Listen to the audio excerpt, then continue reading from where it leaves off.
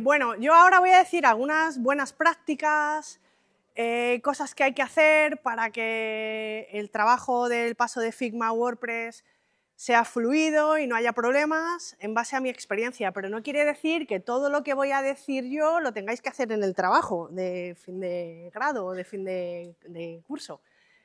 No quiero responsabilizarme de que luego no hagáis todo y os pongan mala nota, ¿eh? O sea, no quiero decir, profe, es en base a mi experiencia, recomendaciones, consejos. Como ha dicho Afra Pascual antes, yo formo parte de la comunidad WordPress y bueno, a partir de ahora vosotros también. Nosotros lo que hacemos en la comunidad es ayudarnos entre nosotros. Siempre que estamos trabajando con alguna web, si tenemos algún problema, pues llamamos a uno de nuestros compañeros o compañeras de la comunidad. Oye, ¿tú esto lo has hecho alguna vez? ¿Cómo harías tú esto? ¿Qué plugin utilizas para hacer esta funcionalidad o esta otra, ¿no? Y aprovechamos los eventos WordPress para hacerlo pues, de una manera igual más estructurada, más formal, compartir conocimiento entre nosotros, ¿no? Entonces, todo lo que voy a decir es el resultado de mi experiencia de más de 15 años trabajando haciendo diseños web y pues más de 10 años trabajando con WordPress.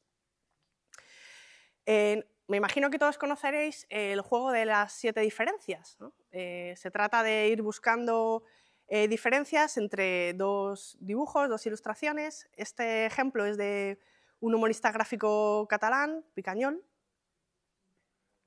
Y bueno, lo que hacemos es ir fijándonos en cada parte del dibujo para ir señalando las diferencias entre ellos, ¿no? Me imagino que habéis jugado más de una vez a este juego. El humorista puso las ilustraciones una encima de la otra porque hay un truco para identificar los errores. Si pones las ilustraciones a ambos lados, puedes entornar la vista, cruzar los ojos y las diferencias saltan a la vista automáticamente. Entonces, para no hacer el truco, por eso lo ponía una encima de la otra, ¿no? No sé si vosotras desde allí podéis entornar y ver un poco las diferencias. La verdad que yo en este dibujo solo he detectado 5, me imagino que era algo pues, más sencillo y que solo tenía 5 y no 7, pero no sé si igual vosotros descubrís alguna más, ¿no?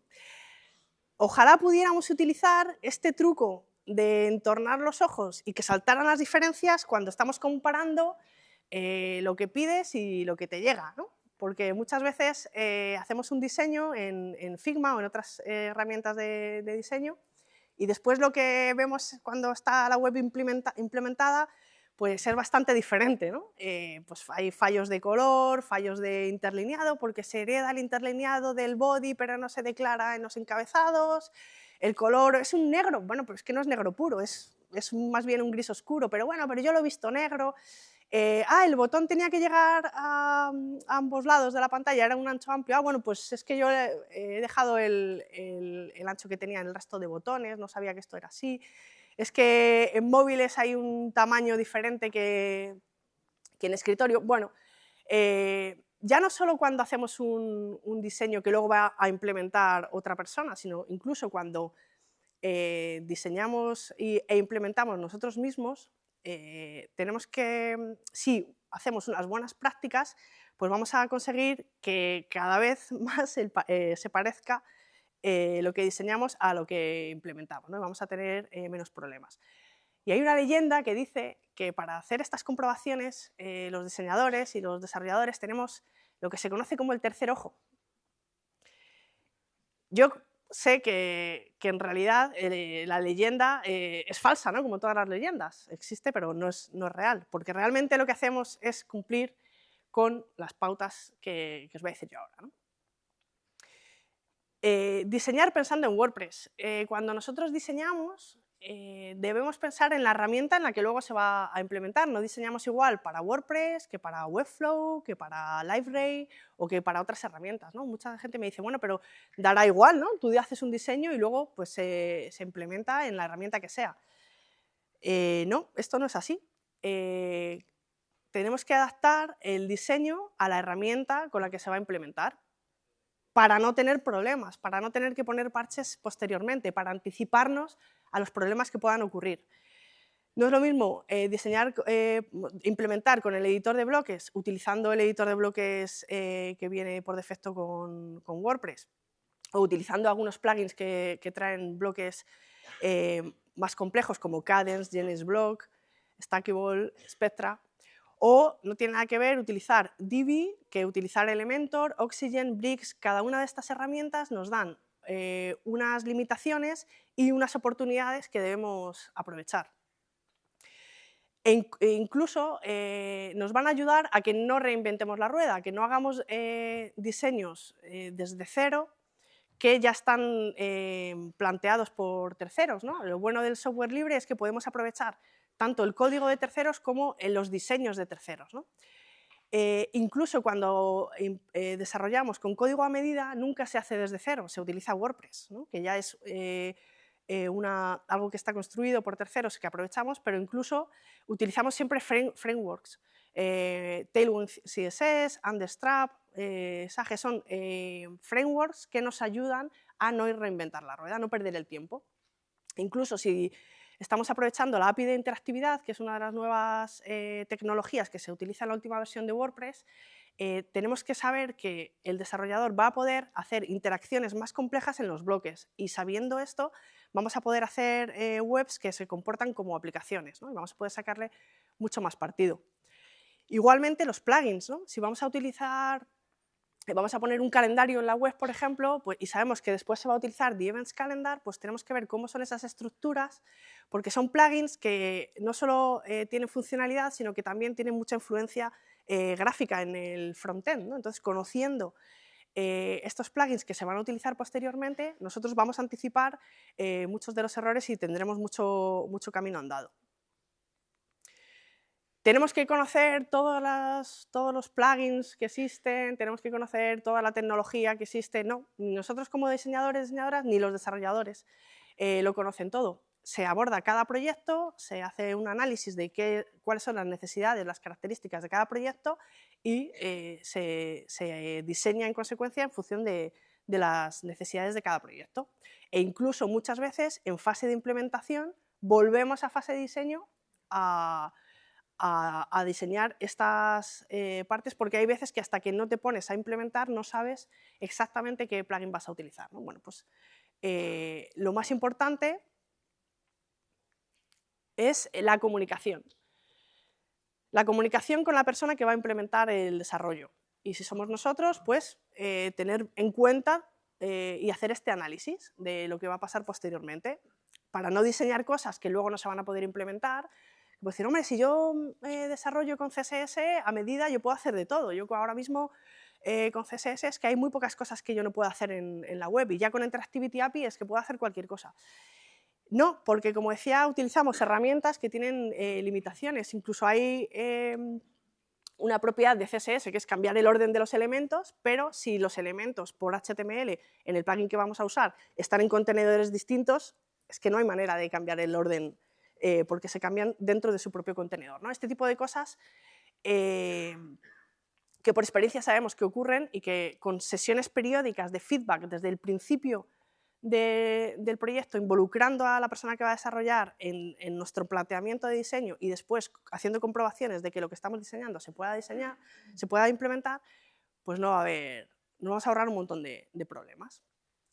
Y bueno, lo que decía, no me hago responsable de vuestros trabajos y de vuestras notas. Voy a hacer una checklist, pero luego para el trabajo no me tengáis en cuenta. Porque voy a decir un montón de cosas. Y esto también pasa en los proyectos reales, ¿no? Nosotros sabemos las buenas prácticas, lo que hay que hacer, pero luego depende del presupuesto que tenga el cliente, ¿no? O del tiempo que tengamos nosotros disponible para hacer este trabajo. Conocemos las buenas prácticas y si necesitamos hacer un proyecto excelente, las llevamos a cabo, y si necesitamos hacer las cosas rápido y con los mínimos, pues a lo mejor no hacemos todo lo que podemos hacer, pero lo que tenemos que hacer, y sobre todo ahora que estamos aprendiendo, es conocer cuáles son las buenas prácticas para cuando necesitemos hacer ese trabajo excelente.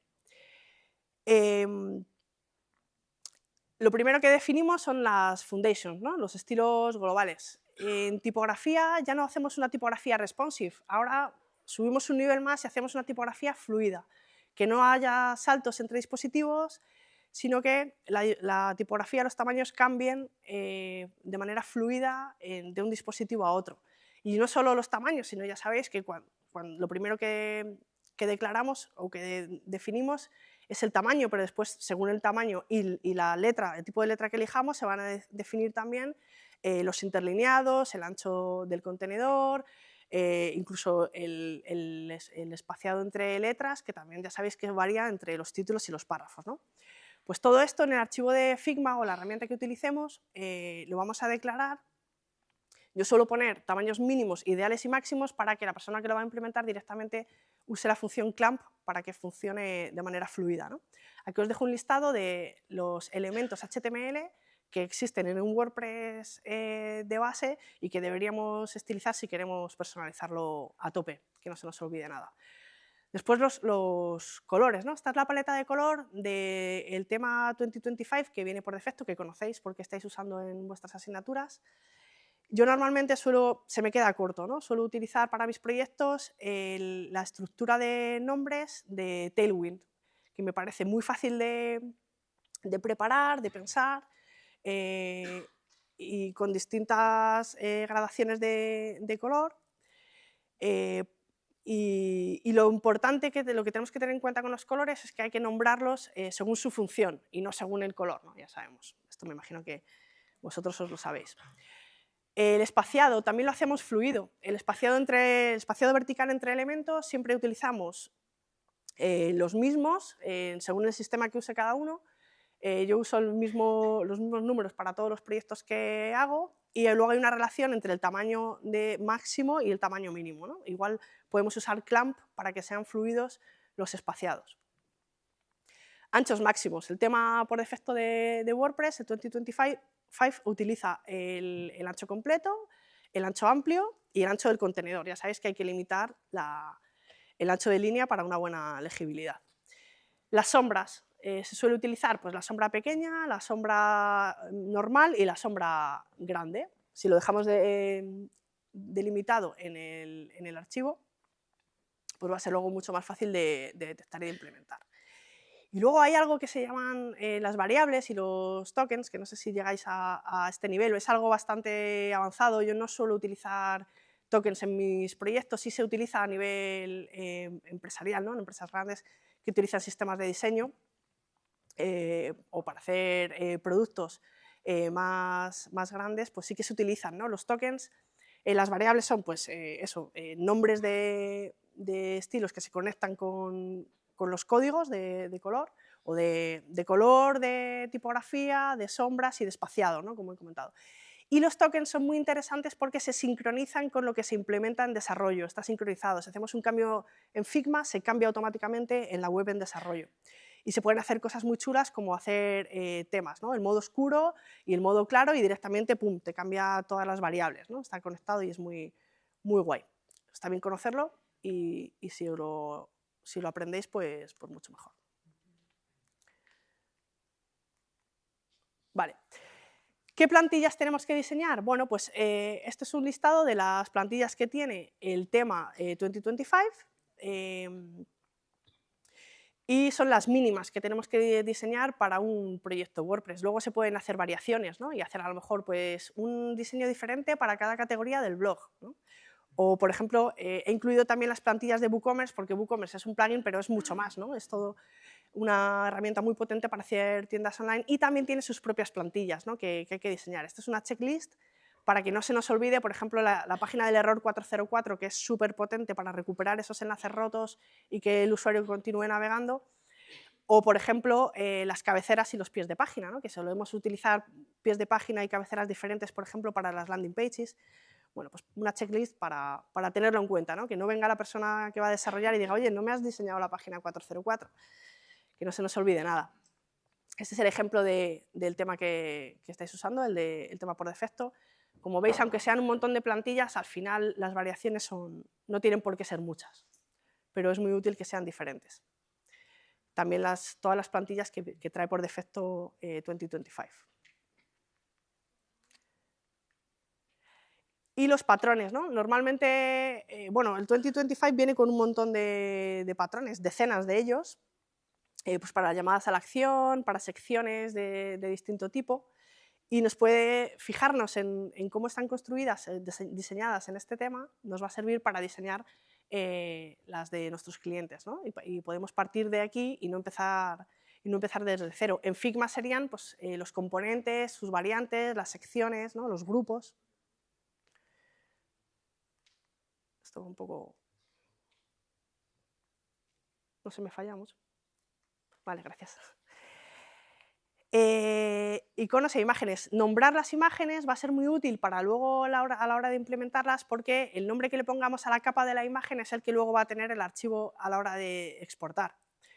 Muy importante convertir los trazos a contornos para que a la hora de escalar no varíe el grosor del trazo de los elementos. Y luego sobre los iconos, yo lo que os diría es que siempre tengáis en cuenta a la hora de diseñarlos que muchas veces no hace falta diseñar iconos a medida. Hay un montón de librerías de iconos que funcionan fenomenal y que tienen distintas personalidades o caracteres, ¿no? Que podemos utilizar para las marcas de nuestros clientes.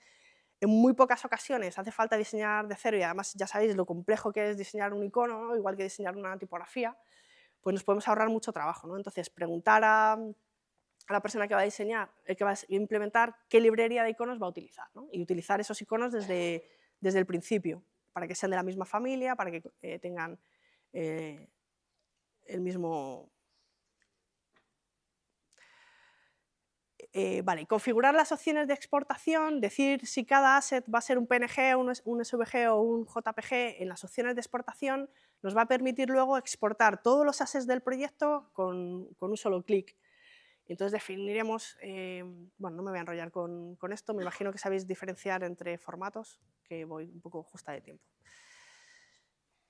Vale, y ahora vamos a ver cómo organizamos el archivo de Figma, ¿vale? Más en profundidad. Venga, lo primero que hacemos en Figma, bueno, primero ya tendríamos declarados todos los estilos, aunque luego ya sabéis que a medida que vamos diseñando el proyecto vamos creando más, por supuesto. Pero lo primero que hacemos cuando vamos ya a componer nuestras páginas, pues es crear los frames, ¿no? ¿Y qué tamaño le ponemos a los frames? Esto yo siempre lo hablo con la persona que va a implementar. Y sobre todo lo más importante es que cuando esté ya el diseño hecho sepa el tamaño de desktop, ¿no? Que es el más grande o donde se van a limitar todos los anchos máximos, ¿no?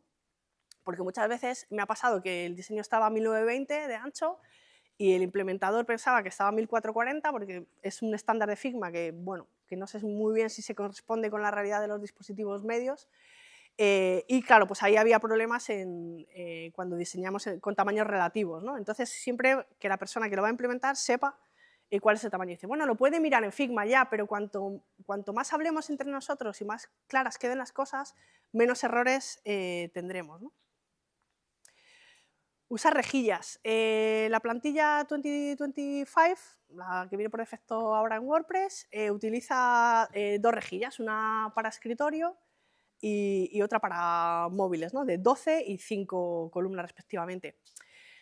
Las rejillas venían muy bien, yo creo que cada vez se utiliza menos, está bien usarlas, saber que existen, también para saltárnoslas, ¿no? Hoy en día, con el CSS actual, con el grid layout, con el space between, se utiliza el espacio reservado, ¿no? No se diseña tanto encasulándonos en unas rejillas como se hacía antes por limitaciones técnicas. Hoy en día, bueno, está bien conocer las rejillas, pero ya no se usa tanto, ¿no? El que va a implementar ya no se fija tanto en las columnas, ¿no? A no ser que vaya a utilizar un framework como Bootstrap, por ejemplo, que se fija mucho en las rejillas. Bueno, hoy en día no es tan necesario, ¿no? Y también el frame se suele diseñar el de mobile y el de escritorio, pero el de tablet cada vez menos. Ya sabéis que la tablet no se usa mucho, ¿no? Usar el auto layout nos va a servir sobre todo para nosotros, para diseñar de forma más rápida, y a la persona que va a implementar también para declarar el CSS, ¿no? Va a ver más rápido cómo están comportándose los elementos, si hay alguna imposición absoluta, en fin, es muy, muy útil para luego implementar, ¿no? Y luego es muy útil también reunir todos los componentes que hayamos creado en una única página. Esto hay plugins que lo hacen automáticamente. Y también mostrar pues, todos los estilos, no solo dejarlos como están en Figma, sino también tener una página en la que la persona que no sabe nada del proyecto podría entrar y enterarse muy bien de cómo está estructurado, ¿no? Igualmente los nombres de las páginas para saber lo que son pruebas, lo que es definitivo, lo que está listo para implementar, y cuanto más documentemos nuestro proyecto, mejor. Nombrar las capas es otro mito, ¿no? Como lo de la rejilla. Sí, hay que nombrar las capas para que la persona que no ha diseñado pues sepa qué es cada cosa, pero lo importante es que nombremos las capas que están más arriba, ¿no? Las de los contenedores padre, para saber si es un acordeón, si es una card, pero el que va a implementar no se pone a inspeccionar las capas inferiores, no hace falta que las nombremos, ¿no?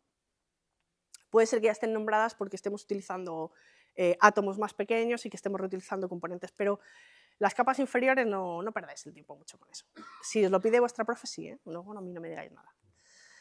Venga, especificaciones de diseño. Las especificaciones son anotaciones que dejamos en el archivo de Figma, que la persona que va a implementar las podría ver si con la vista de prototipo navega por el prototipo, lo podría ver, pero es mucho mejor que nosotros lo dejemos especificado.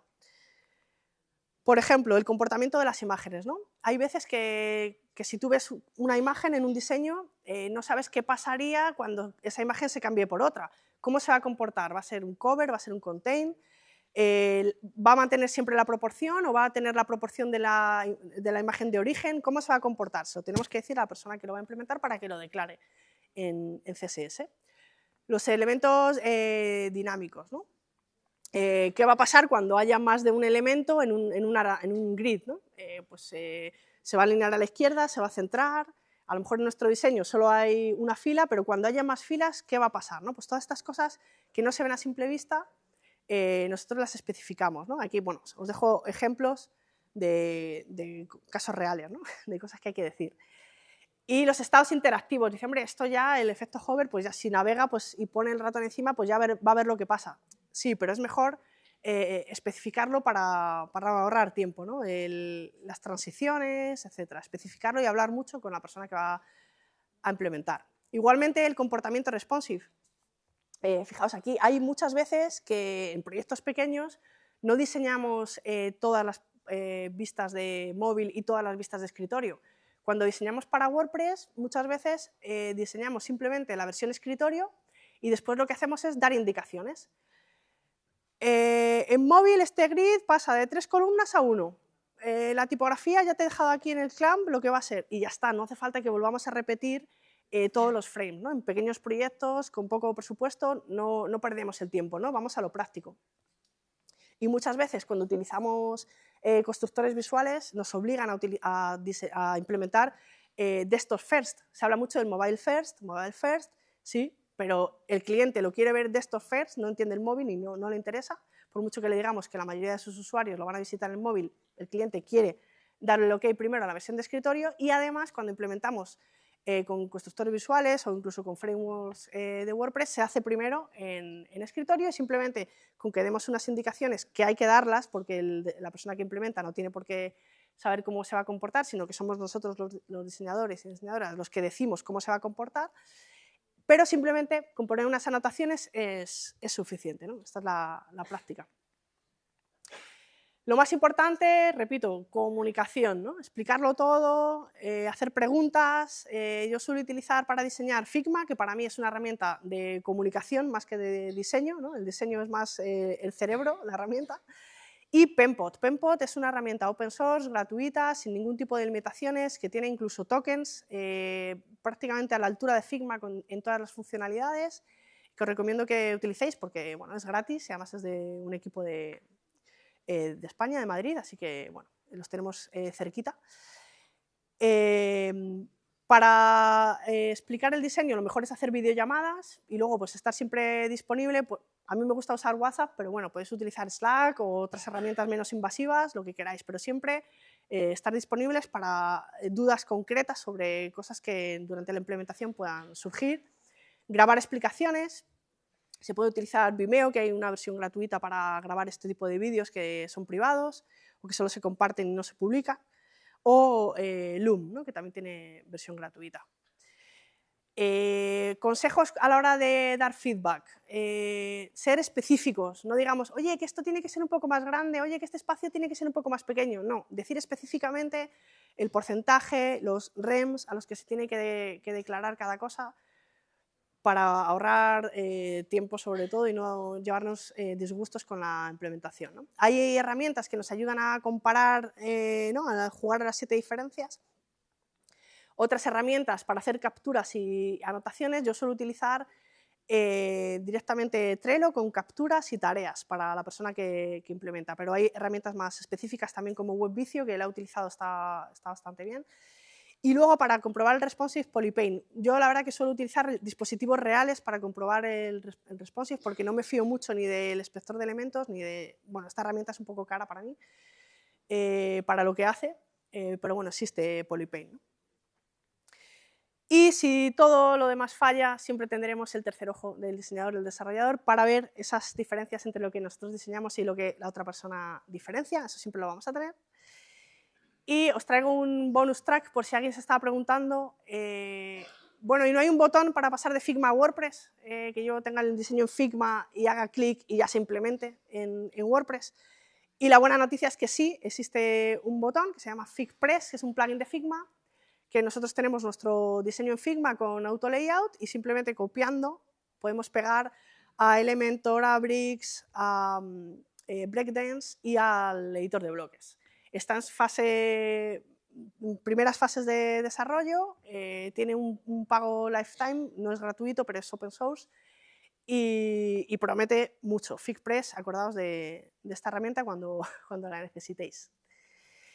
Y nada, me presento al final, aunque ya me ha presentado muy bien Afra, soy Ana Cirujano, me podéis encontrar en redes para preguntarme cualquier cosa, estoy disponible para lo que necesitéis. Soy cofundadora, bueno, diseñadora freelance, me gano la vida desde hace casi 9 años de manera autónoma, haciendo webs con WordPress sobre todo. Soy cofundadora y diseñadora de la herramienta Plugins, que es una herramienta para para buscar plugins de WordPress y encontrarlos. Y tengo un podcast que emitimos todos los lunes a las 6:30 con mi compañero Pablo Moratino sobre diseño, marketing y negocios online, que se llama Un billete a Chattanooga. Y quiero terminar agradeciendo por su apoyo a la Universidad de Lleida, me parece un evento genial y espero que se repita más años, y a WordPress.com por su patrocinio. WordPress.com es un proveedor de hosting especializado en WordPress. Y nada más, no sé si hay tiempo para preguntas, me he enrollado bastante, ¿no? Pues nada, voy a estar disponible y ya os digo, en redes también, así que para cualquier cosa, muchas gracias.